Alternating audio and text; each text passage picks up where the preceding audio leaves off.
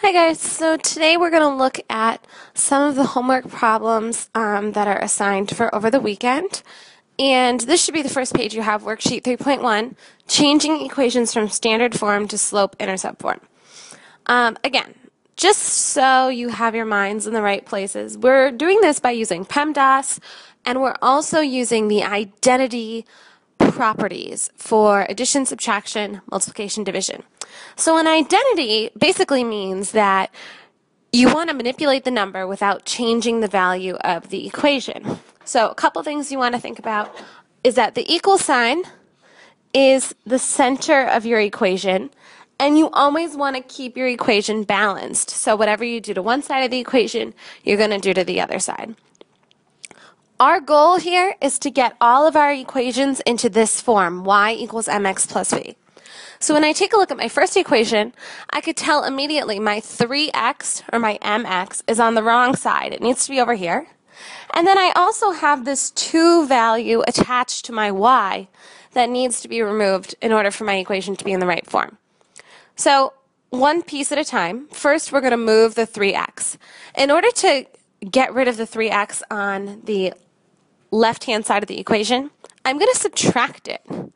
I'm going to subtract 3x, and the reason I'm doing that is because 3x by itself is a positive value.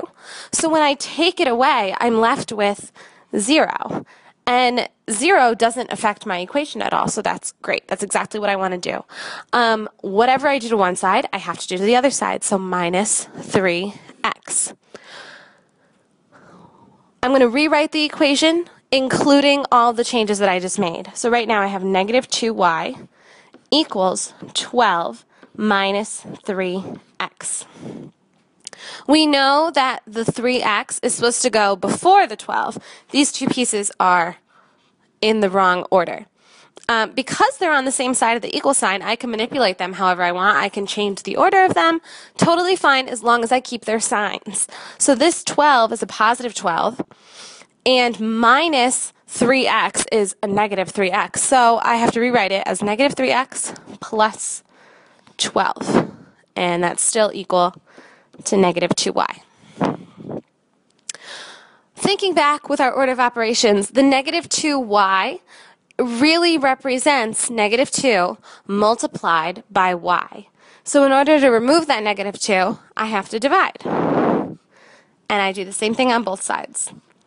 Negative 2 divided by itself gives me a value of 1. And whenever I have a value of 1 multiplied by a number, I have the same number. So 1 times y is still just y. So I have y is equal to negative 3 cannot be divided evenly by negative 2, so I'm not even going to bother. I'm going to keep it in fraction form.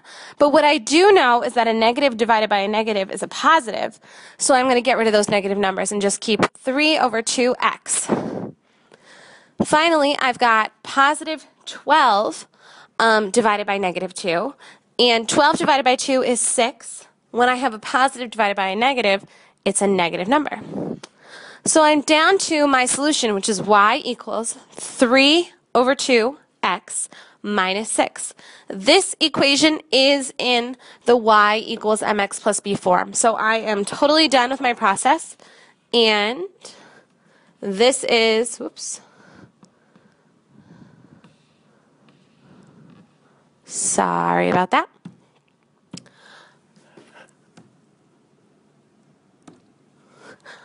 This is my final answer for problem number 1. Okay? Problem number 2 is a little simpler. I don't have so many variables. All I'm going to do is move the x to the right side of my equation. So I subtract x from both sides. That leaves me y equals 7 minus x. And I'm going to do the same thing. These two numbers are in the wrong position. Y is equal to negative x plus 7. Totally done.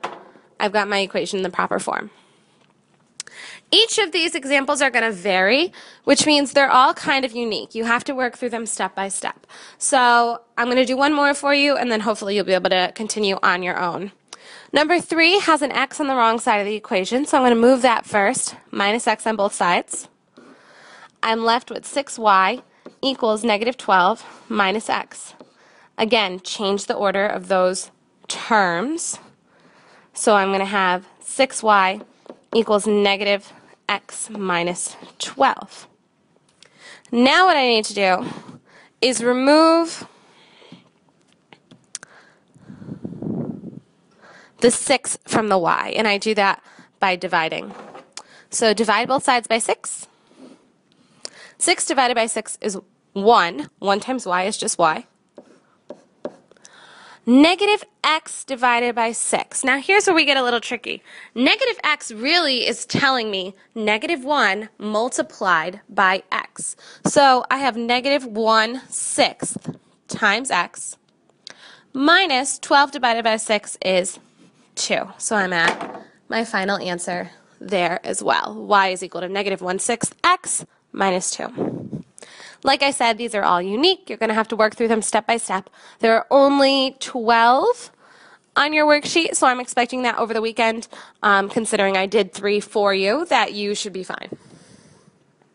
Moving on to the back side of the worksheet, what it wants you to do is graph the line for each equation. So, when we're looking at the equations, we want to identify the y-intercept first, just like we did in class. So for number 1, our y-intercept is negative 2. I plot that point. Then I want to identify my slope. Well, like we just talked about in the last problem, when I have a negative x, what that really stands for is negative 1 times x. So my slope would be negative 1. That needs to be in fraction form, so it's negative 1 over 1. Rise over run would tell me down 1 space to the right 1 space. And that gives me my second coordinate point. And I connect the dots just as we would whenever we're graphing.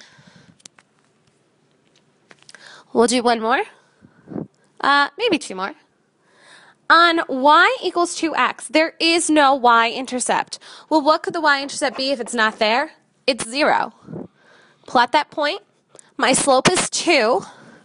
I want to write it as a fraction, so 2 over 1. Rise over run. 2 up, 1 over. Here's my new point. And I'm going to connect those dots. And there's my line. Last one, I've got a y-intercept of negative 1 and a slope already in fraction form. That's great, 1 over 4. So my rise is 1 up.